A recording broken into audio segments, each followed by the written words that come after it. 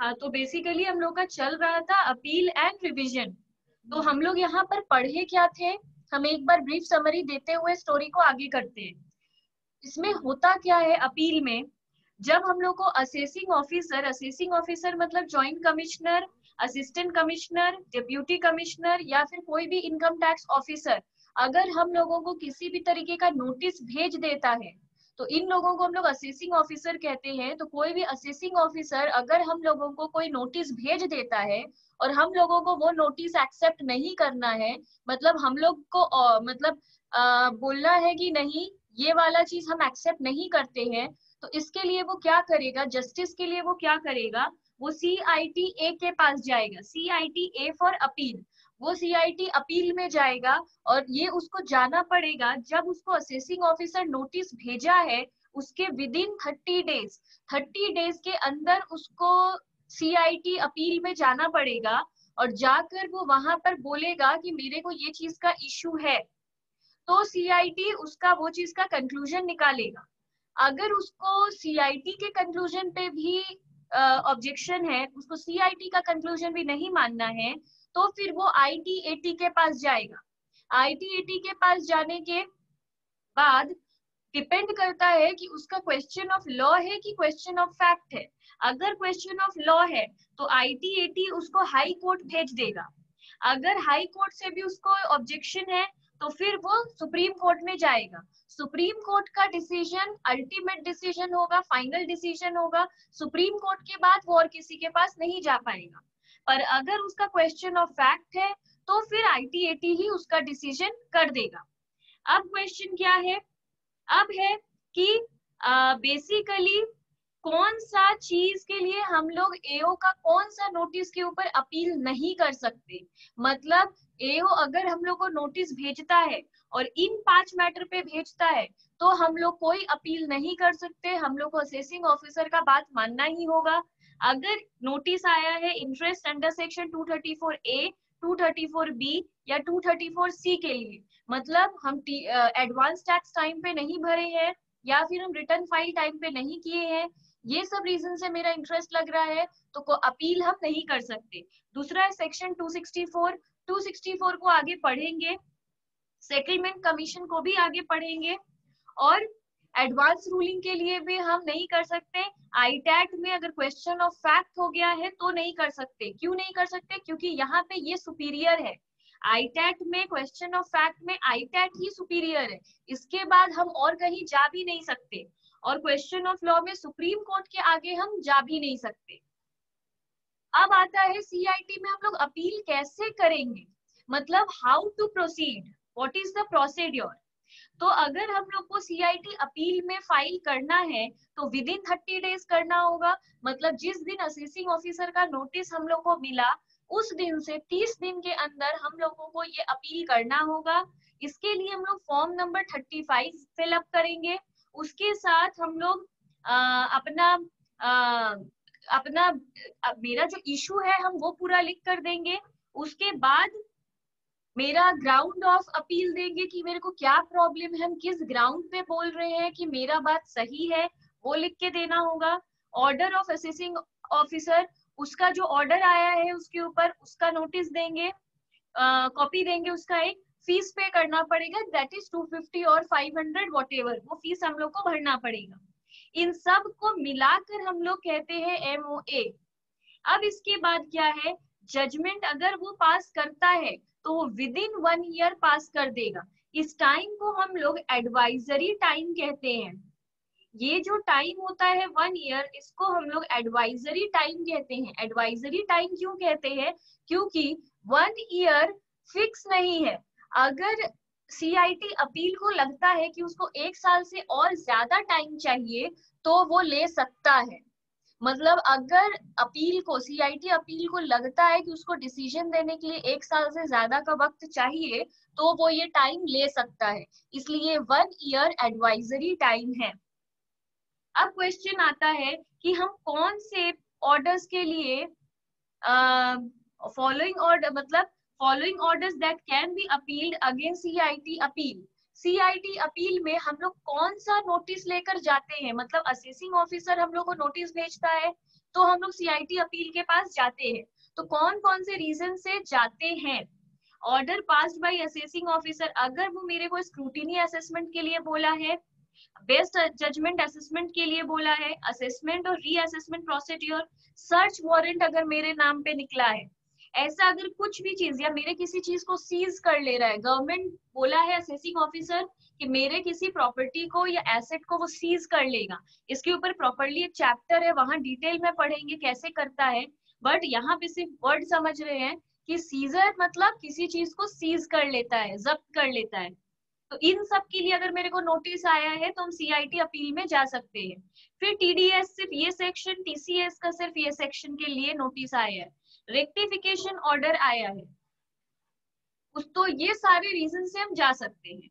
अब क्वेश्चन ये है कि हमको इसके डिसीजन से भी सेटिस्फैक्शन नहीं है, हम मतलब हमको और आगे जाना है, तो हम क्या करते हैं, आईटैट के पास जाते हैं। आईटैट के पास जा रहे हैं अगर, तो विद इन 60 डेज हम लोगों को चले जाना होगा, ठीक है।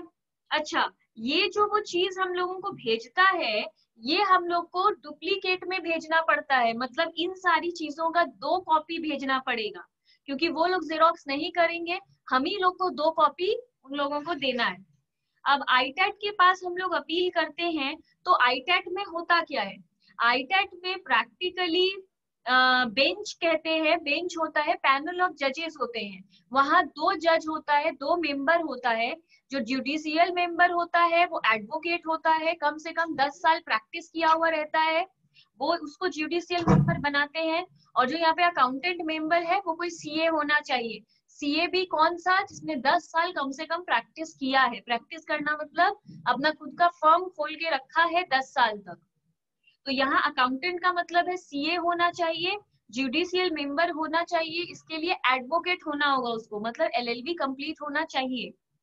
अब कौन, अगर असेसी जिसने यहाँ आईटैट में अपील किया है, उसका टोटल इनकम अगर 50 लाख तक है, अप टू 50 लाख है, तो कोई एक सिंगल मेंबर सुनेगा, आइदर जुडिशियल मेंबर और अकाउंटेंट मेंबर, कोई भी एक मेंबर उसका बात पे जजमेंट दे देगा। पर अगर उसका टोटल इनकम 50 लाख से ज्यादा है, तब दोनों जजेस बैठेंगे। अब प्रॉब्लम तब आ जाता है जब दोनों जज का एक ही डिसीजन मेकिंग नहीं हुआ है, दोनों जज ने अलग अलग डिसीजन दिया है, तब क्या करते हैं, ये ऑर्डर एक प्रेसिडेंट के पास जाता है, प्रेसिडेंट फिर इसका डिसीजन करता है। यहाँ इसलिए हम लिखे हैं कि इट शैल बी अच्छा refer to the president of आईटैट।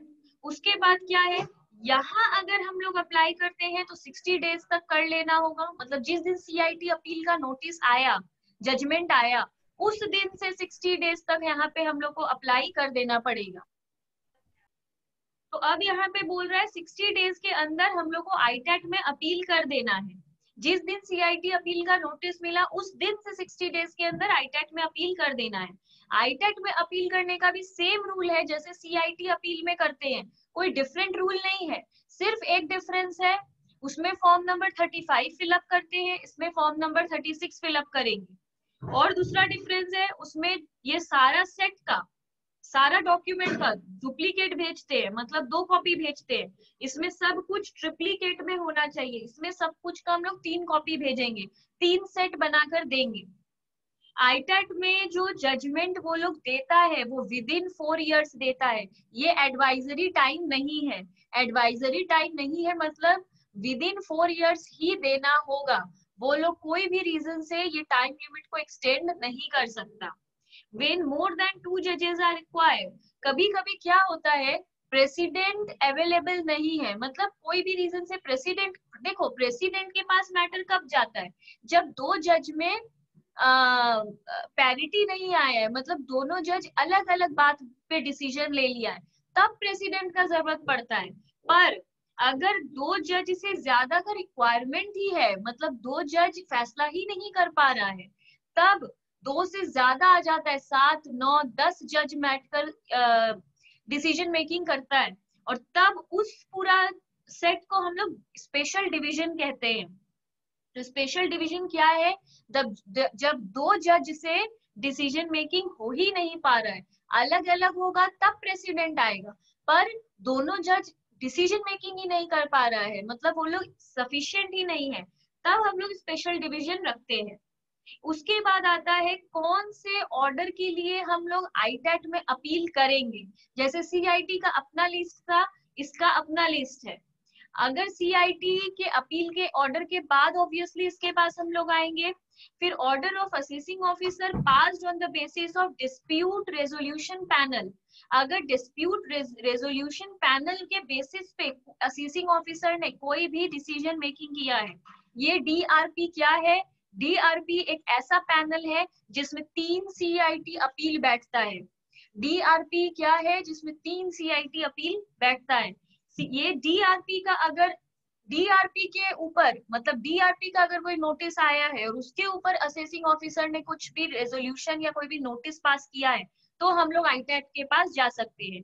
Revision order under section 263 है, हम लोग जा सकते हैं।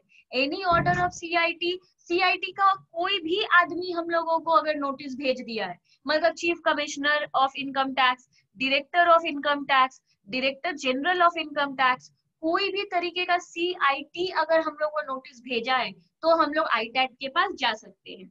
और एक बात है स्टे ऑफ डिमांड। इसके ऊपर हम लोग बोल सकते हैं कि हम लोग को कुछ दिन का, जैसे मेरे को नोटिस आया है कि 5 करोड़ रुपया आप जमा करो, आपका फाइन है, तो मेरे अब ये नोटिस मेरे को असेसिंग ऑफिसर भेजा है, असेसिंग ऑफिसर मेरे को नोटिस भेजा है कि आपने ये गलती की है, 5 करोड़ रुपीस आपको भरना पड़ेगा। अब हम तो गए हैं सीआईटी के पास अपील करने, तो हम असेसिंग ऑफिसर का बात कैसे अभी मानकर 5 करोड़ जमा दे दे? तो मेरे को बोलना पड़ेगा कि आप कुछ दिन रुकिए, हम तो आगे अपील किए हैं, अपील का डिसीजन आने दीजिए। तो वैसे ही हम सीआईटी अपील अगर किए हैं और उसका डिसीजन आने में 1 साल लगता है, तो हमको तो रिक्वेस्ट करना पड़ेगा असेसिंग ऑफिसर से। वैसे ही अगर हम आईटैट के पास गए हैं, तो सीआईटी तो मेरे को डिसीजन दे दिया है कि आपको 5 करोड़ देना है, तो हमको रिक्वेस्ट करना पड़ेगा कि आप स्टे ऑफ डिमांड लगाइए, मतलब आप जो डिमांड कर रहे हो मेरे से उसके ऊपर स्टे लगाओ, रोक लगाओ। तो ये कितने दिन का आईटैट मेरे को दे सकता है? मैक्सिमम आईटैट मेरे को बोलेगा आप 180 दिन का स्टे ले सकते हो। If ITAT fails to give judgment within 180 days, then it can extend to maximum 365. इसका क्या मतलब है? देखो, आईटैट मेरे को डिसीजन देता है 4 साल में, विद इन 4 ईयर्स। जरूरी नहीं है कि वो पूरा 4 साल ही ले लेगा, ये 4 ईयर्स मैक्सिमम है। विद इन 4 ईयर्स आईटैट मेरे को डिसीजन मेकिंग दे देता है। पर हम आईटैट से स्टे ऑफ डिमांड मांगते हैं कि मेरे को आप डिमांड के ऊपर स्टे दीजिए, मतलब मेरे को आप परमिशन दीजिए कि हम कुछ दिन रुके, आपका डिसीजन का वेट करें, फिर फाइन या पेनल्टी भर देंगे। तो वो मेरे को कितने दिन का मैक्सिमम स्टे देगा? 180 दिन का। अगर आईटैट मेरे को 180 दिन के अंदर डिसीजन दे देता है, मतलब 6 महीने के अंदर, तब तो ठीक है, हम डिसीजन के अकॉर्डिंग काम कर लेंगे। पर अगर मेरे को वो नहीं दे रहा है डिसीजन 6 महीने के अंदर, तो मेरे को भर देना पड़ेगा अमाउंट। उसके बाद आईटेट का डिसीजन अगर मेरे फेवर में आ गया, तो हम रिफंड के लिए क्लेम कर देंगे। पर 6 महीना 180 दिन हम रुक सकते हैं मैक्सिमम। अगर रिक्वेस्ट करते हैं या 180 दिन में वो नहीं मेरा डिसीजन दे पाया, तो वो मैक्स टू मैक्स इसको 365 करता है हम लोग के रिक्वेस्ट करने पे। एज सच ऐसे 180 ही है, आफ्टर रिक्वेस्ट वो 365 डेज कर देता है स्टे ऑफ डिमांड। इसके बाद यहाँ पावर का लिस्ट है कि सीआईटी अपील और आईटेट में किसके पास क्या पावर है। तो ये असेसमेंट को बढ़ाने का पावर किसके पास है? सीआईटी अपील के पास। असेसमेंट एनहांस करना मतलब जैसे वो टाइम लिमिट लेता है ये 1 साल, इसका कितना था? 1 ईयर था। तो ये असेसमेंट टाइम है। असेसमेंट मतलब चेक करना, देखना, जैसे स्क्रूटिनी असेसमेंट डिटेल में देखना, समरी असेसमेंट सिर्फ मैथमेटिकल एक्यूरेसी चेक करना। पर असेसमेंट वर्ड का मतलब ही है चेक करना, देखना। तो असेसमेंट एनहांस ये कर सकता है, इसको 1 साल से ज्यादा टाइम चाहिए तो ये ले सकता है। पर इसको अगर 4 साल से ज्यादा का टाइम चाहिए तो ये आईटैट नहीं ले सकता है। आईटैट का 4 साल फिक्स्ड है, तो इसको एनहांसमेंट सॉरी असेसमेंट एनहांस करने मिलता है, इसको नहीं मिलता है। पावर टू रिड्यूस और कंफर्म द असेसमेंट, अगर ये चाहता है कि असेसमेंट रिड्यूस हो जाए, मतलब इतना असेस करने की जरूरत नहीं है, शॉर्ट में कर दो, तो ये लोग कर सकते हैं। Power to set aside and refer back to assessing officer, ये लोग हो सकता है कि हम लोग के अपील को कैंसिल कर दे, सेट असाइड कर दे, मतलब हम लोग के अपील का जो हम लोग सेट भेजे थे उसको कैंसिल कर दे और मेरे को बैक टू नोटिस भेज दे कि आप असेसिंग ऑफिसर से ही जाके बात करिए। ऐसा ये नहीं बोल सकता है, पर आईटैट बोल सकता है। उसके बाद पावर टू कॉन्डोन डिले, मतलब अगर और डिले करना है तो ये नहीं कर सकता है, ये कर सकता है। पावर टू मेक इंक्वायरी, दोनों जन ही मेरे ऊपर इंक्वायरी कर सकता है। Power to rectification of mistake, अगर वो लोग से कोई मिस्टेक हो गया है और उन लोगों को बाद में रियलाइज हो रहा है कि उन लोगों से कोई मिस्टेक हो गया है, तो वो लोग इसको रेक्टिफाई दोनों जन कर सकता है। पावर टू रिव्यू, रिव्यू का मतलब क्या होता है, ऐसे तो हम लिखे हैं रिव्यू का मतलब है दोबारा देखना, पर मतलब अगर सोचो कि उसने डिसीजन मेकिंग कर दिया है, मतलब सीआईटी अपील ने डिसीजन दे दिया है, फिर से वो अपने ही डिसीजन को फिर से देखना चाहता है, खुद ही, मैंने नहीं बोला है, उसने वो खुद ही देखना चाहता है, तो ये दोनों जन ही नहीं कर सकता, अपना ही डिसीजन को फिर से रिव्यू नहीं कर सकता, ये काम सिर्फ सुप्रीम कोर्ट और हाई कोर्ट कर सकता है। Power to admit additional ground of appeal, अपने आप उसका प्रॉब्लम और बढ़ा सकता है, मतलब एडिशनल ग्राउंड ऑफ अपील मतलब बोल सकता है और प्रूफ लाओ कि तुम सही हो, ऐसा और प्रूफ ला कर दो, ऐसा दोनों ही कर सकता है। अगर हम अपील किए हैं तो ग्राउंड ऑफ अपील डाले हैं, ग्राउंड ऑफ अपील का मतलब होता है कि हम कैसे, क्यों हम ये अपील किए हैं, अपना जस्टिफिकेशन दे रहे हैं कि मेरे ऊपर तो ये एप्लीकेबल नहीं है, मेरे से बिना मतलब फाइन ले रहा है, और हमको ये इसलिए लगता है क्योंकि हम रीजन दे दें, उसको कहते हैं ग्राउंड ऑफ अपील। तो दोनों जन मेरे से और ग्राउंड ऑफ अपील मांग सकता है। एडमिट एडिशनल एविडेंस, डेफिनेटली मेरे से और प्रूफ मांग सकता है। पावर ग्रांट स्टे, इसका क्या मतलब है, मतलब स्टे लगाना ग्रांट के ऊपर, मतलब और रोक लगाना, जैसे मतलब ये जो डिमांड पे स्टे लगाते हैं, ये दोनों ही स्टे लगा सकता है। उसके बाद है पावर टू अवॉर्ड कॉस्ट, मतलब अगर मेरा बिना मतलब इधर उधर मेरे को भगा के या इधर उधर, और आप इस अथॉरिटी के पास जाओ, उस अथॉरिटी के पास जाओ, ऐसा करके अगर मेरा पैसा खर्च ये लोग फालतू में करवा दिया है, तो मेरा पैसा ये लोग बैक दे देगा, ऐसा सीआईटी मेरे को नहीं दे सकता। पर आईटेट ने अगर मेरा पैसा बर्बाद करवाया है, फालतू में मेरा कॉस्ट लगवाया है, तो वो मेरे को रिफंड कर देगा। पावर टू रिजेक्ट अपील, दोनों जन ही मेरे अपील को रिजेक्ट कर सकता है, अगर पढ़कर लगा कि हम एकदम फालतू अपील किए हैं तो वो लोग उसको रिजेक्ट कर देगा। इसके बाद क्या है, ITAT can rectify its mistake within 6 months, इसका मतलब क्या है, हम यहाँ पे बोले थे कि वो अपनी गलती को दोनों जन ही रेक्टिफाई कर सकता है, पर अभी कितना टाइम तक अपने मिस्टेक को ठीक कर सकता है, याद रहे सिर्फ 6 months तक ही अपने गलती को वो लोग ठीक कर सकता है।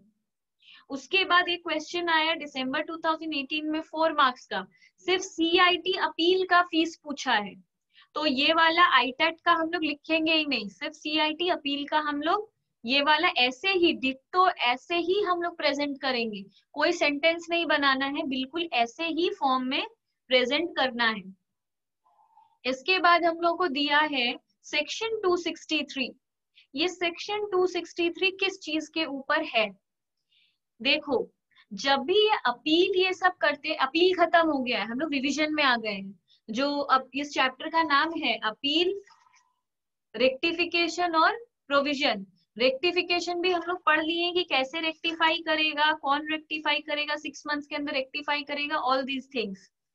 क्वेश्चन आता है रिवीजन के ऊपर, रिवीजन मतलब क्या होता है, देखो इसमें बोल रहा है 263 में कि ये है revision of orders prejudicial to the interest revenue. देखो prejudicial to the interest revenue का यहाँ पे मतलब है, अगर कोई ऐसा चीज हो गया है जिसमें डिपार्टमेंट को हार्म हो रहा है, मतलब एक ऐसा ऑर्डर है जिसमें मतलब जब सब जन अपील पे डिसीजन देता है, CIT या फिर ITAT या सुप्रीम कोर्ट या हाई कोर्ट, उसको पढ़कर उस डिसीजन से अगर डिपार्टमेंट का नुकसान है तो डिपार्टमेंट क्या कर सकता है। मतलब अगर सोचो कि असेसिंग ऑफिसर ने तुम्हें नोटिस भेजा है कि तुम 50 लाख रुपया पेनल्टी भरो, तुमको ये बात मंजूर नहीं था, तुम चले गई CIT अपील के पास।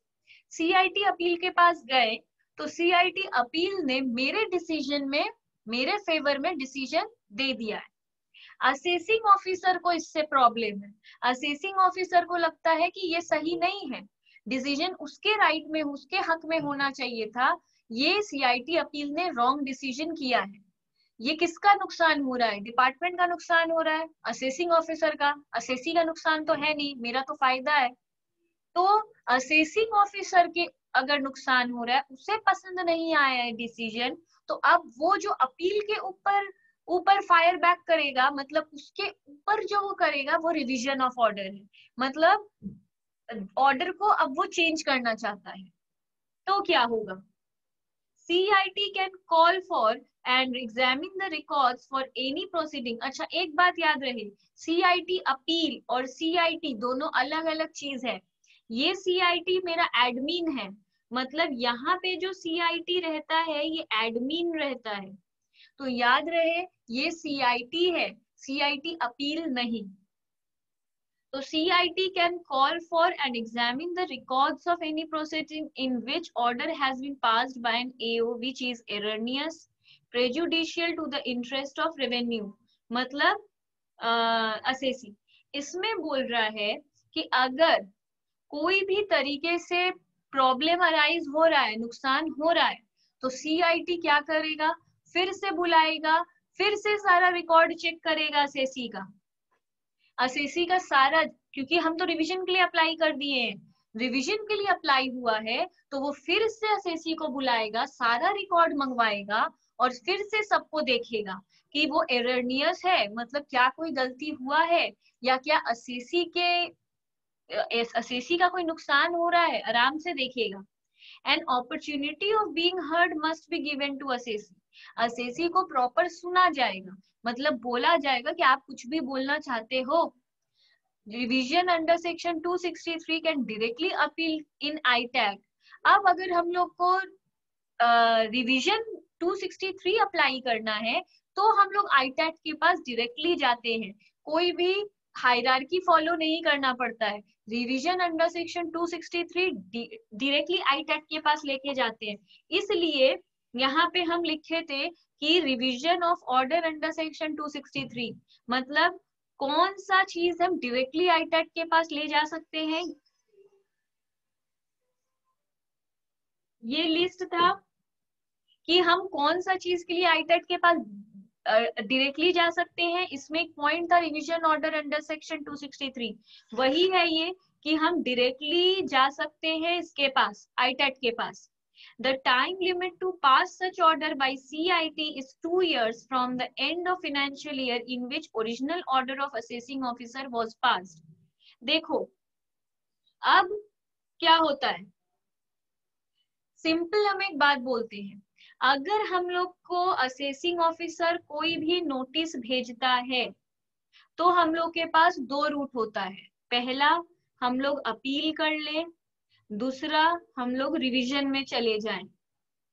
हम लोग को जब भी कोई भी नोटिस असेसिंग ऑफिसर भेजता है, हम लोग दो चीज करते हैं, एक तो अपील में जाते हैं, दूसरा रिवीजन में जाते हैं। अपील में अगर जाते हैं तो वो सारा रूल था जो पढ़ चुके हैं, पर अगर रिवीजन में जाते हैं तो क्या, तब हम लोग पढ़ रहे अगर रिवीजन में जाए तो क्या होगा। अगर हम लोग रिवीजन में जाते हैं मतलब हम लोग को असेसिंग ऑफिसर का डिसीजन पसंद नहीं आया है और हम लोग अब रिवीजन में जाना चाहते हैं, तो हम लोग डायरेक्टली ITAT के पास जाते हैं। पर अगर अपील करना चाहते हैं तो डायरेक्टली ITAT के पास नहीं जा सकते, हम लोग को पहले CIT के पास जाना पड़ता है, फिर उसके बाद ITAT के पास जाते हैं। पर रिवीजन में हम लोग डायरेक्टली ITAT के पास जा सकते हैं। और इसमें हम लोग को विद इन 30 डेज जाना पड़ता है। असेसिंग ऑफिसर के नोटिस के 30 डेज के अंदर अपील में जाना पड़ता है। पर रिवीजन में हम लोग के पास the time limit to pass such order by CIT is 2 years from the end of original order of assessing officer was passed. अब इसके बाद क्या दिया है, रिकॉर्ड, जो यहाँ पे वर्ड यूज किया था कि वो रिकॉर्ड मंगवा लेगा, रिकॉर्ड को दोबारा देखेगा, वो रिकॉर्ड का मतलब यहाँ पे क्या है? रिकॉर्ड का यहाँ मतलब है everything which is available on record at the time of examination of the file by CIT। जब CIT वो सब कुछ मतलब शुरू से देखेगा, जितना सारा डॉक्यूमेंट उसका शुरू में एग्जामिनेशन के टाइम पे था, वो सारा चीज ही देखेगा, जितना डॉक्यूमेंट भी होता है। Order passed by AO shall be deemed to be erroneous as it is judicial to the interest of the revenue in the opinion of CIT। बोल रहा है कि डीम्ड मतलब, देखो जब भी हम लोग असेसिंग ऑफिसर के अगेंस्ट रिवीजन फाइल करते हैं, रिवीजन ऑर्डर फाइल करते हैं आईटेट के पास, तो हम लोग यही बोलते हैं ना कि असेसिंग ऑफिसर का जो डिसीजन है वो एरर है, उसने कोई गलती किया है। तो हम लोग जो ये करते हैं और CIT इसको एक्सेप्ट करता है या आईटेट एक्सेप्ट करता है, वो क्यों एक्सेप्ट करता है? क्योंकि वो मानता है कि असेसिंग ऑफिसर ने एरनियस डिसीजन दिया है। तो वो डीम्ड वर्ड क्यों है?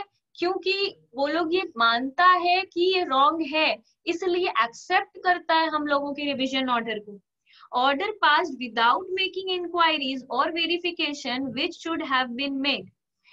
जब, तो यहाँ पे क्या क्या एरनियस हो सकता है, मतलब गलती जो मेरा है, मतलब असेसिंग ऑफिसर का डिसीजन में एरर है। अब क्या एरर हो सकता है, क्यों वो डीम्ड कर लेता है, क्यों मान लेता है कि एरर होगा? क्या क्या एरर हो सकता है असेसिंग ऑफिसर के डिसीजन में? हो सकता है उसने ऑर्डर पास कर दिया है बिना इंक्वायरी और वेरिफिकेशन के ही। हो सकता है कि the order is passed allowing any relief without inquiry into the claim. कभी कभी असेसी को रिलीफ भी मिलता है, उसने रिलीफ के सेक्शन को कंसीडर ही नहीं किया, मुझे कोई रिलीफ दिया ही नहीं। The order has not been in accordance with any order, direction और instruction issued by the CBDT। CBDT का कोई भी डायरेक्शन या फिर इंस्ट्रक्शन उसने फॉलो ही नहीं किया है। तो ये 3 गलती है जो असेसिंग ऑफिसर कर सकता है, किया है नहीं, डीम्ड है। हो सकता है इस 3 में से कोई गलती किया हो। क्या गलती कर दिया है? पहला, वो कोई इंक्वायरी या वेरिफिकेशन मेरे लिए किया ही नहीं। हो सकता है मेरे को कोई रिलीफ दिया ही नहीं। CBDT का कोई भी डायरेक्शन या इंस्ट्रक्शन फॉलो किया ही नहीं। तो ये एरर हो सकता है असेसिंग ऑफिसर के डिसीजन में। CIT cannot revise matter involving appeal means, ये बहुत काम का बात है, ये ध्यान से सुनो। अगर हमको असेसिंग ऑफिसर के किसी भी डिसीजन में प्रॉब्लम है, तो हम या तो अपील करते हैं या तो रिवीजन करते हैं। डिफरेंस हम लोग पढ़ चुके हैं। अपील में हम लोग को स्टेप स्टेप जाना पड़ता है, सीधे ऊपर वाले हायरार्की पे नहीं पहुंच सकते, सीधे आईटैट के पास नहीं जा सकते। रिवीजन में हम लोग सीधे आईटैट के पास जा सकते हैं। पर और एक प्रॉब्लम है, अगर हम लोग रिवीजन में एक बार चले गए तो अपील में बैक नहीं जा सकते। मतलब सोचो, असेसिंग ऑफिसर ने डायरेक्टली रिवीजन अंडर सेक्शन 263 के लिए आईटैट में अपील कर, मतलब रिवीजन कर दिया है। अब वहां पे वो हार गया है, तो और वो कुछ नहीं कर सकता, सिर्फ आईटैट ही था जो बोलेगा। पर अपील में हम लोग के पास होप बहुत रहता है, हम लोग सुप्रीम कोर्ट तक जा सकते हैं अगर क्वेश्चन ऑफ लॉ है तो। और क्वेश्चन ऑफ फैक्ट है तो भी हम लोग पास 2 ऑप्शन होता है, पहला CIT फिर आईटैट। तो बोल रहा है कि अगर एक बार हम लोग रिवीजन में चले गए तो अपील में बैक नहीं जा सकते। मतलब अगर CIT cannot revise matter involving appeal, एक बार अपील में जाने के बाद CIT दोबारा उस चीज को नहीं देखेगा। Means matter which are decided in any appeal cannot be revised, it is called partial merger. CIT can revise other matters of same order. हो सकता है हम सेम ऑर्डर के लिए चले गए, मतलब जैसे कोई दूसरा मैटर था, मतलब एक ही स्टोरी के अंदर कोई दूसरा मैटर है तो ठीक है, other matter of same order. जैसे हम जो दिए थे एग्जाम्पल, हम एक एग्जाम्पल दिए थे कि हम लोग के साथ है एक फॉरेन कंपनी, मतलब एक नॉन रेसिडेंट है और हम लोग रेसिडेंट है, हम लोग के बीच में कोई ट्रांजैक्शन हुआ है, ये अपना गया है किसी के पास, सीआईटी अपील के पास, और हम अपना गए हैं सीआईटी अपील के पास। इसका अपना दूसरा क्वेश्चन है, ये अपना पूछ रहा है कि इसका टैक्स कितना लगेगा, और हम अपना पूछ रहे हैं मेरे को टीडीएस कितना काटना है। दोनों जन अलग अलग बात पूछ रहे हैं, ये पूछ रहा है इसका कितना टैक्स होगा, इसका टैक्स लायबिलिटी कितना होगा, और ये पूछ रहा है इसको टीडीएस कितना काटना है।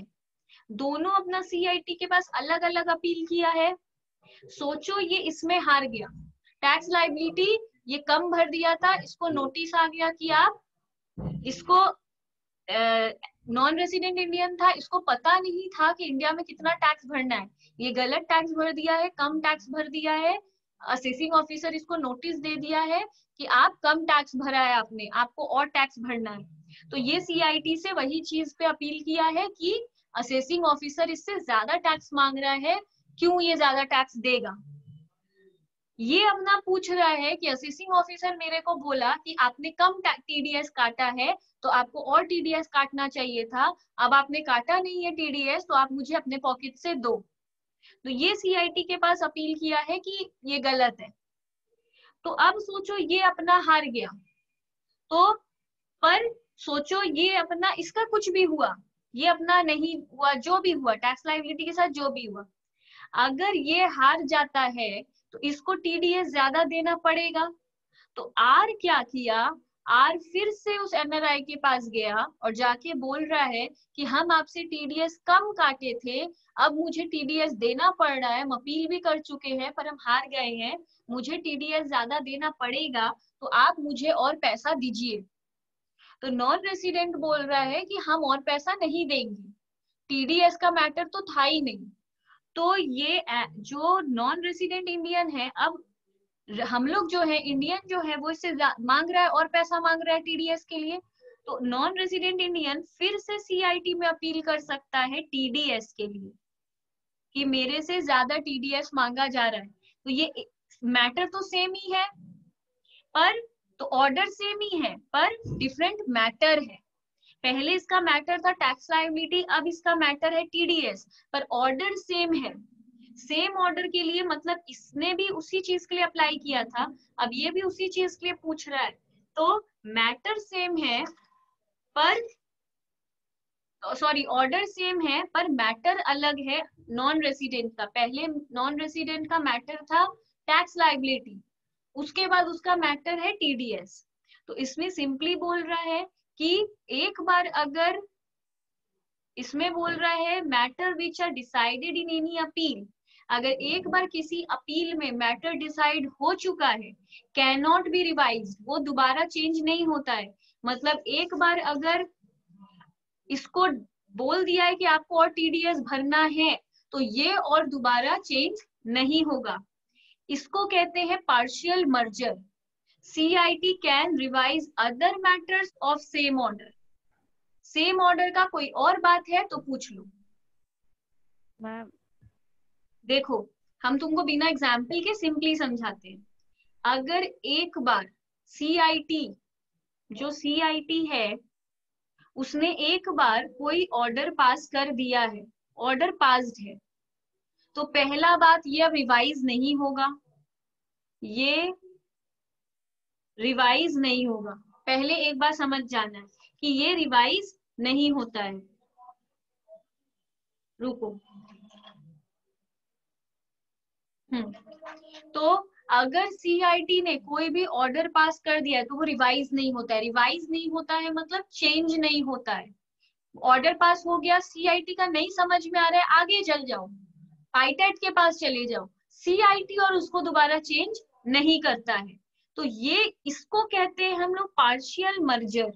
अगर कोई वर्ड यूज करता है पार्शियल मर्जर, मतलब वो कहना चाहता है कि एक बार अगर अपील में ऑर्डर हो गया है, ऑर्डर डिसाइड हो गया है, तो वो रिवाइज नहीं होता है।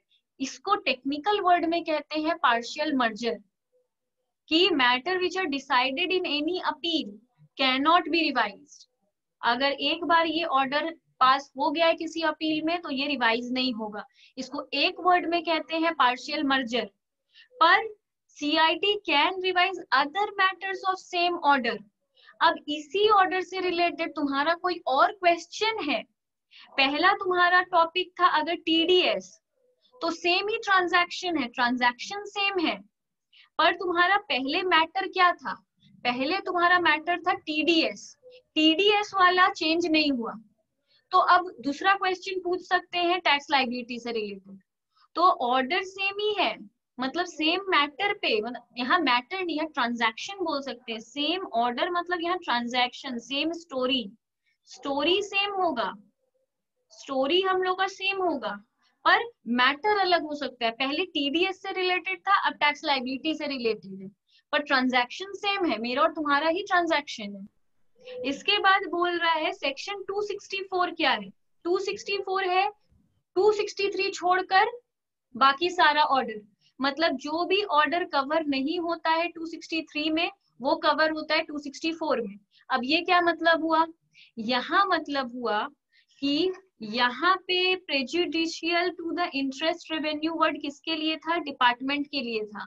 यहाँ अगर यहाँ पे नुकसान डिपार्टमेंट का हो रहा था, ये सेक्शन क्यों है, अगर नुकसान असेसी के लिए हो रहा है, तब हम लोग अगर रिवीजन में जा रहे हैं तो CIT may either on his own motion or on an application made by assessee call and examine the records in which order has been passed by AO, and CIT may pass a revisional order under section 264। बोल रहा है कि पहला बात इसमें जो CIT है, CIT can either on his own motion मतलब अपने मर्जी से, ओन मोशन का मतलब होता है अपने मर्जी से, अगर CIT कोई भी एप्लीकेशन असेसी को करता है, यहाँ पे CIT एप्लीकेशन करता है असेसी को, मतलब CIT बोलता है असेसी को कि आप मतलब call and examine the record, यहाँ पे CIT असेसी को कॉल करके बोलता है कि आप आओ और अपना पूरा रिकॉर्ड चेक करवाओ, जो ऑर्डर एओ ने पास किया है वो वाला। एक्चुअली होता क्या है, अगर पता चल जाता है डिपार्टमेंट को खुद कि उसके डिसीजन से असेसी को नुकसान हुआ है, मतलब ये बात पता है मतलब CIT को कि रॉन्ग डिसीजन दिया गया है असेसी के फेवर में, मतलब असेसी को नुकसान पहुंचाया गया है, वो लोग को ये बात पता चल जाता है अगर, तो वो लोग कॉल करते हैं असेसी को और बोलते हैं एक बार आप फिर अपना सारा रिकॉर्ड लेके आओ, हम लोग आपके लिए रिविजनल ऑर्डर पास करेंगे। मतलब अगर डिपार्टमेंट को पता चल जाता है कि उसने गलती किया है और तब वो कोई ऑर्डर पास करता है, तो उसको रिविजनल ऑर्डर कहते हैं। तो यहाँ पे एओ तो डिसीजन मानकर बैठ जाता है, कुछ नहीं करता है, आ जाता है डिसीजन और वो बैठ जाता है। जैसे असेसिंग ऑफिसर नोटिस भेजता है तब तो असेसी अपील करता है ना, तब तो वो कुछ करता है। और अगर हम लोग अपील कर रहे हैं, मतलब हम लोग को लगता है कि असेसिंग ऑफिसर रॉन्ग है और हम लोग सही है, तभी हम लोग अपील करते हैं। पर अगर सोचो हम लोग को नोटिस आया, हम लोग को लगा नहीं हम ही लोग का गलती है, और हम लोग कुछ नहीं किए, कोई अपील नहीं किए, कुछ नहीं किए, बैठे हुए, तो वहां से मतलब वहां से हम लोग को कॉल आता है CIT का, और वो लोग कहते हैं कि असेसिंग ऑफिसर ने आपको जो ऑर्डर दिया है उसमें कुछ रॉन्ग हो गया है, कोई चेंजेस है, आप एक बार इधर सारा डॉक्यूमेंट लेके अपना रिकॉर्ड लेकर फिर से आइए। तो जब वो लोग अपने आप मेरे को ये बोल रहा है, उसको कहते हैं रिविजनल ऑर्डर अंडर सेक्शन 264। हम नहीं किए हैं, वो लोग मेरे लिए कर रहे हैं। CIT can revise the order within 1 year from the date of passing the order। जिस दिन मेरे को ऑर्डर पास किया गया था उस दिन से ठीक 1 साल के अंदर वो लोग मेरे ऑर्डर को रिवाइज कर देगा, मतलब चेंज कर देगा। If assessee applies for revision, then he can make application और अगर हम लोग को खुद मतलब अगर हम लोग ये मतलब if assessee applies for revision then he can make application within 1 year from the date of receiving a copy of order by assessee। और कभी कभी क्या होता है, हम एक बात बताते हैं, ऐसा होता है कि इस सेक्शन में तो असेसी खुद तो अप्लाई कर नहीं सकता है क्योंकि वो लोग कर देता है मेरा ओन मोशन में। पर अगर मेरे को खुद करना है तो हम कब करेंगे? तब हम करेंगे अगर हमको 264 के सेक्शन में करना है, तब हम करेंगे जिस दिन मेरे को ऑर्डर मिला उससे 1 साल के अंदर। मतलब अगर वो लोग किया है ओन मोशन में खुद तो भी ऑर्डर आने के 1 साल के अंदर करेगा, और अगर हम भी खुद कर रहे हैं तो 1 साल के अंदर ही करेंगे। रिसीविंग अ कॉपी, जब हमको असेसी से ऑर्डर मिला था उसके 1 साल के अंदर। If assessee has asked for revision, the CIT has to pass an order within 1 year from the end of financial year in which application was made by assessee। Same बात है, कुछ अलग नहीं है, छोड़ दो। Appeal cannot be filed against order under section।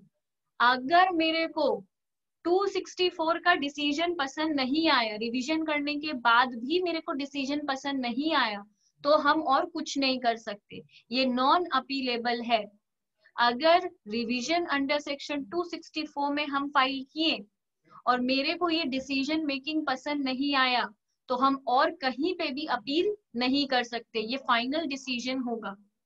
If assessee is not satisfied with the decision of assessing officer, then either he can go to CIT appeal और CIT के पास डायरेक्टली हम लोग कब जाते हैं? रिवीजन के लिए। यहाँ CIT का मतलब होता है ITAT, याद रहे, यहाँ CIT का मतलब होता है ITAT, बट ITAT लिखा नहीं जाता है, CIT लिखा जाता है, ठीक है। दिमाग में याद रखने के लिए हम लोग ITAT बोलते हैं, बट उसे CIT बोला जाता है, CIT भी ITAT ही है। तो CIT अपील कौन है? जो अपील में हम लोग जाते थे।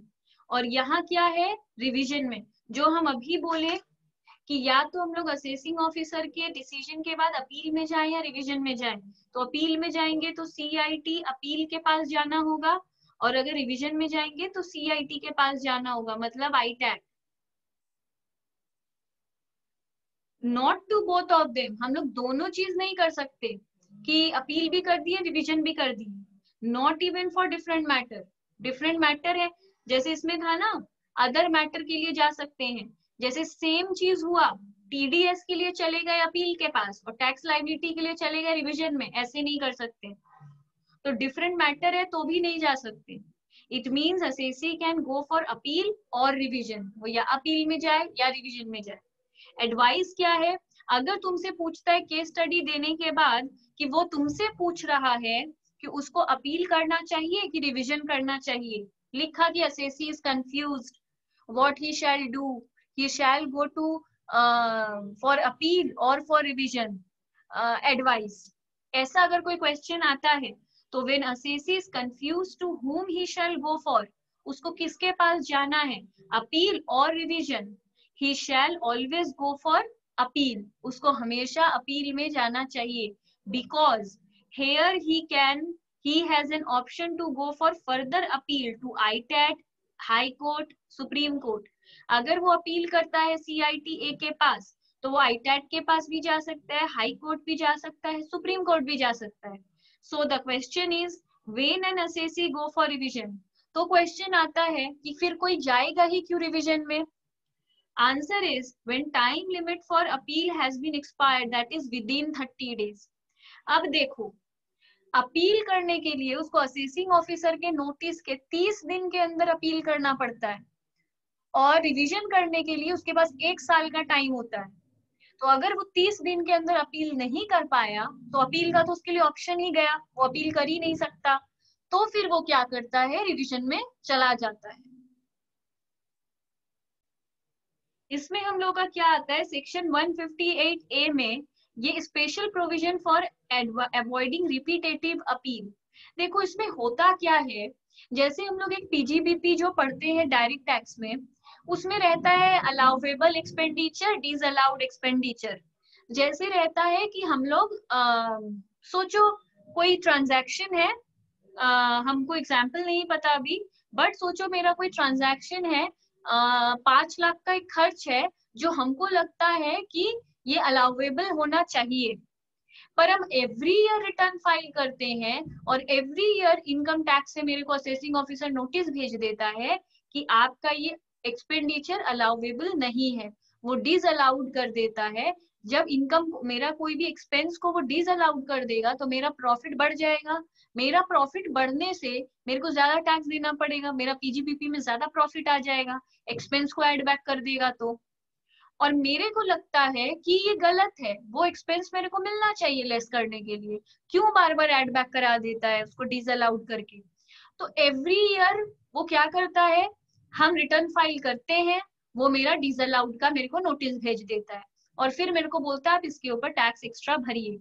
हम फिर हर साल अपील करते हैं सीआईटी के पास जाके, और मेरा ये एवरी ईयर का है, हम शुरू से करते आ रहे हैं ऐसा, 10/11 से आज तक हम ऐसा करते आ रहे हैं। हर साल हम रिटर्न फाइल करते हैं, हर साल वो मेरा डिस अलाउड कर देता है और हम एवरी ईयर अपील करते हैं इस बात पे। और मेरा मैटर एक ही टॉपिक पे हम ढेर सारा अपील किए हुए हैं। तो ये यहाँ तक लिखा है, in case of N assessee for an earlier assessment year, if appeal is pending before high court or supreme court on a particular matter and for the same point, मेरा सेम टॉपिक के ऊपर high court में, supreme court में, CIT appeal में, आईटैट में, हम ऊपर ऊपर भी जाते जा रहे हैं। मतलब सीआईटी अपील मेरा आया, हम वहां अप्लाई किए, वहां के डिसीजन से भी हम सेटिस्फाई नहीं हुए तो हम आईटैट में अपील कर देते हैं। अपील में ये मैटर तो क्वेश्चन ऑफ लॉ का है ऑब्वियसली, अब हम क्या करते हैं, हाई कोर्ट में डाल देते हैं, सुप्रीम कोर्ट में डाल देते हैं, सालों साल मेरा मेरा सेम मैटर पे चारों जगह मेरा केस पड़ा हुआ है। Example, mister A has an expenditure which is disallowed by income tax department in assessment year 10-11। 10-11 की बात है, मेरा एक एक्सपेंडिचर था जो आईटी डिपार्टमेंट ने डिसअलाउड कर दिया है, but as per assessee it is allowable, पर मुझे लगता है वो अलाउेबल है। So he go for appeal to CIT, तो वो CIT अपील में अपील किया है, decision is pending, next year that same expenditure incurred and the same process goes on, यही होता जा रहा है।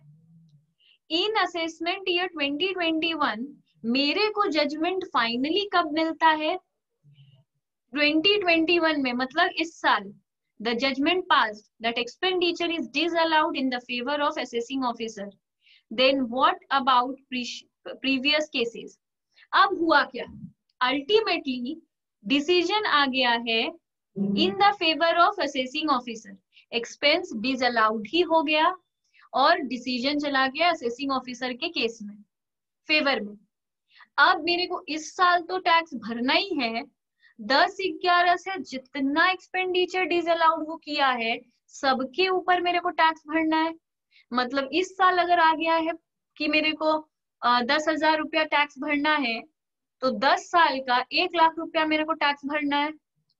तो पुराने डिसीजन का क्या मतलब, ये डिसीजन तो इस साल आया है, तो क्या ये इस साल वाले का आया है या सबका? मतलब अब हम क्या बात, इस साल तो मेरा हो गया असेसिंग ऑफिसर के फेवर में, तो बाकी को हम क्या मान ले, सारा ही असेसिंग ऑफिसर के फेवर में आएगा क्योंकि सेम एक्सपेंडिचर है, कि हम सबका अलग अलग, अगर हम अपील किए हैं तो सबका अलग अलग जजमेंट आना चाहिए, अलग अलग मेरे को 10 नोटिस आना चाहिए। तो हम क्या करें, in the case of same assessee, अगर असेसी हम लोग का सेम है, but for subsequent year if the same matter is pending before ये, अगर असेसी सेम है मतलब मेरा ही है और इन सब लोगों के पास अलग अलग ईयर का पेंडिंग पड़ा हुआ है, then assessee can furnish a declaration. तो वो एक डिक्लेरेशन मतलब एक लेटर लिख कर देता है, requesting them that if they agree to apply the decision of High Court or Supreme Court on all the previous pending cases, then assessee shall not go for appeal.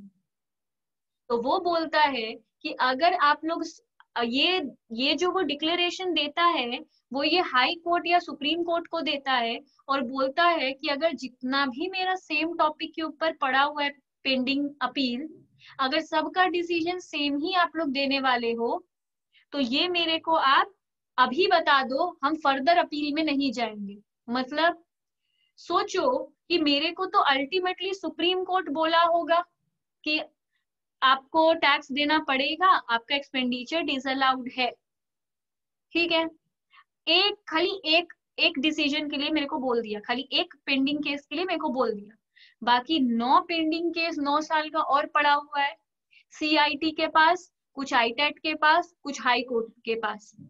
तो हम ये लोग सबको नोटिस भेजे, डिक्लेरेशन भेजे कि अगर आप लोग सबका डिसीजन मेरा डिसअलाउड ही है तो आप लोग अभी बोल दो, हम सुप्रीम कोर्ट तक जाएंगे ही नहीं। मतलब अगर सीआईटी अपील डिसीजन दे देता है, अब सुप्रीम कोर्ट एक डिसीजन तो दे ही दिया है, तो अब सुप्रीम कोर्ट तक एंड में जितना डिसीजन जाएगा वो सभी को डिसअलाउड करेगा। तो वो लोग बोलता है आप लोग अभी मेरे को बता दो, इससे आप लोग का क्या फायदा है, आप लोग का भी पैसा बचेगा, आप लोग को भी सीए रखना पड़ता है, आप लोग की तरफ से भी एडवोकेट हायर होता है मेरा केस के लिए, हमको भी सीए लेके जाना पड़ता है, मेरा भी एडवोकेट का खर्चा होता है, आप भी फीस फाइल करते हो, हम भी फीस देते हैं, तो बहुत पैसा खर्चा होता है। एक बार से बोल दो कि आप लोग का भी सबका यही डिसीजन है, अगर यही डिसीजन है तो हम सुप्रीम कोर्ट तक जाएंगे। तो यहाँ पे एक ही रिपीटेटिव केस से बचने वाला सेक्शन ये है, ये जो डिक्लेरेशन हम देते हैं वो 158A में देते हैं।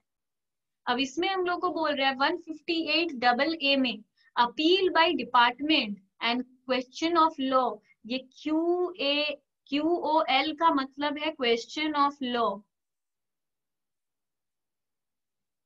Pending before supreme court. अब ये 158A में कौन रिक्वेस्ट कर रहा था, कौन डिक्लेरेशन दे रहा था, असेसी। यहाँ पे कौन देगा, department. When judgment is passed by high court, अगर हाई कोर्ट ने अपना जजमेंट दे दिया है इन फेवर ऑफ असेसी, यहाँ पे किसके फेवर में डिसीजन हो गया है, असेसी के फेवर में, then department will go to supreme court, तो वो जाता है सुप्रीम कोर्ट के पास। When judgment is passed by CIT appeal in favor of assessee, अगर CIT अपील में मैंने अपील किया था कि मुझे ये डिसअलाउड नहीं चाहिए एक्सपेंडिचर, एक ही साल का, इसमें रिपीटेटिव का केस नहीं है, इसमें सोचो हम अभी इसी साल पहला अपील किए हैं CIT अपील में, और वो लोग क्या किया, मेरे फेवर में सुना दिया, असेसी के फेवर में, तो डिपार्टमेंट जाएगा सुप्रीम कोर्ट के पास, then department will go to ITAT. अगर सीआईटी अपील ने डिसीजन दिया है तो आईटेट के पास जाएगा, अगर हाई कोर्ट ने डिसीजन दिया है तो वो सुप्रीम कोर्ट के पास जाएगा। डिपार्टमेंट को भी हायरार्की फॉलो करना पड़ता है, ऐसा नहीं है कि सिर्फ हायरार्की असेसी फॉलो करता है, उन लोग को भी करना है, तो उन लोग भी एक प्रॉपर डेकोरम मेंटेन करता है। तो अगर हाई कोर्ट का डिसीजन है तो वो लोग सुप्रीम कोर्ट के पास जाता है, अगर सीआईटी अपील का डिसीजन है तो आईटेट के पास जाता है for some another matter, but department will not go to ITAT. Instead of filing appeal to ITAT, CIT may direct go to assessing officer to make an application to ITAT that the appeal against CIT appeal order will be filed only after decision of Supreme Court. इसका क्या मतलब हुआ, देखो hierarchy या rule या जो appeal हम लोग पढ़कर आए उसमें प्रॉपर बोल रहा है हायरार्की फॉलो करो, मतलब बोल रहा है पहले सीआईटी के पास जाओ, वो अगर नहीं मान रहा है तो आईटेट के पास जाओ, वहां से भी अगर सेटिस्फाई नहीं है तो हाई कोर्ट जाओ, वहां से भी सेटिस्फाई नहीं है तो सुप्रीम कोर्ट जाओ। पर एक बात लॉजिकली सोचो, अगर हम सब में जाते रहेंगे तो 1 साल 4 साल 2 साल करके एक तो टाइम लगते रहेगा, दूसरा मेरा पैसा वेस्ट होता जाएगा क्योंकि हम एडवोकेट सीए ये सब हायर करके रखेंगे सेम मैटर के लिए, फिर स्टे ऑफ डिमांड मांगो, ये करो वो करो, बहुत प्रोसेस है। मेरे को अगर सीआईटी अपील ने डिसीजन दे दिया है, डिपार्टमेंट को दे दिया है मेरे फेवर में, या मेरे को नोटिस दे दिया है मेरे फेवर में, तो डिपार्टमेंट सोचता है कि इतना लॉन्ग रूट हमको नहीं पकड़ना है कि हम पहले आईटेट के पास जाएंगे, फिर हम एचसी के पास जाएंगे, एससी के पास जाएंगे, हमको इतना नहीं करना है। वो सीधे क्या करता है, instead of filing appeal to ITAT, अगर सीआईटी ने उसके अगेंस्ट में डिसीजन दे दिया है डिपार्टमेंट के अगेंस्ट में, तो वो डिपार्टमेंट आईटैट के पास नहीं जाएगा। Instead of filing appeal to ITAT के पास जाने से अच्छा है सीआईटी में, सीआईटी का यहाँ क्या है, याद रहे सीआईटी एक डिफरेंट आदमी है। सीआईटी में डायरेक्ट गो टू एओ, वो क्या करेगा, डिपार्टमेंट क्या करेगा, डायरेक्टली असेसिंग ऑफिसर के पास चला जाएगा। ये हम लोग कभी पीछे नहीं पड़े।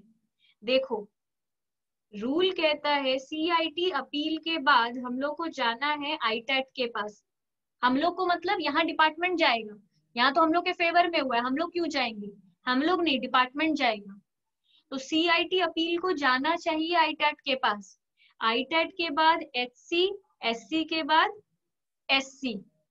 इतना नहीं करके ये इसके डिसीजन के बाद डायरेक्टली चले जाएंगे असेसिंग ऑफिसर के पास। बैक असेसिंग ऑफिसर का डिसीजन के बाद इसके पास आए थे, इसके डिसीजन के बाद फिर असेसिंग ऑफिसर के पास चले जाएंगे।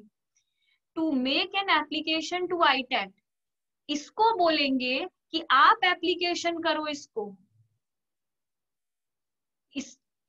इसका डिसीजन के बाद डिपार्टमेंट का जो आदमी है वो कौन सा होगा, कोई भी हो सकता है, वो जाएगा असेसिंग ऑफिसर के पास। असेसिंग ऑफिसर को जाके बोलेगा to make an application to ITAT that the appeal against CIT will be filed only after SC decision.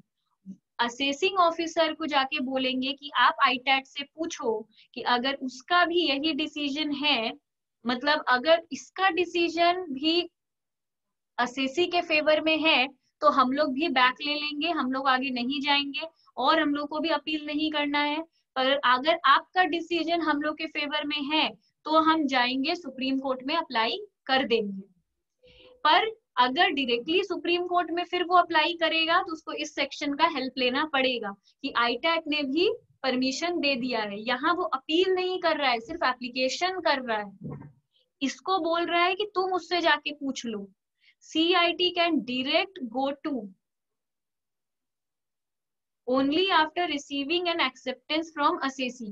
पर इस फॉर्मेट के लिए assessee का परमिशन जरूरी है। तो क्या करना होगा, पूछना पड़ेगा assessee से कि हम लोग ऐसा कर रहे हैं, आपको कोई प्रॉब्लम तो नहीं है। असेसिंग ऑफिसर ये बात पूछेगा प्रॉपरली assessee से कि आपको इस सेक्शन के थ्रू हम लोग डायरेक्टली ऐसा कर रहे हैं, आपको कोई प्रॉब्लम तो नहीं है। तो वही CIT can direct AO only after receiving N acceptance from assessee when Supreme Court decided in the favor of department, then CIT appeal to ITAT within 60 days from the date of order of Supreme Court। अगर supreme को सोचो assessee बोल दिया हाँ आप चले जाओ, आप डायरेक्टली चले जाओ, तब सुप्रीम कोर्ट तक हम लोग डायरेक्टली चले जाएंगे। अगर सुप्रीम कोर्ट बोल देता है कि हाँ आपके डिपार्टमेंट के फेवर में मेरा डिसीजन है, तो फिर हम लोग आईटैट के पास चले जाएंगे विदिन 30 डेज। जिस दिन मेरे को सुप्रीम कोर्ट दिया है उससे 60 डेज के अंदर हम आईटैट के पास चले जाएंगे और ये सारा चीज कंफर्म करवा लेंगे।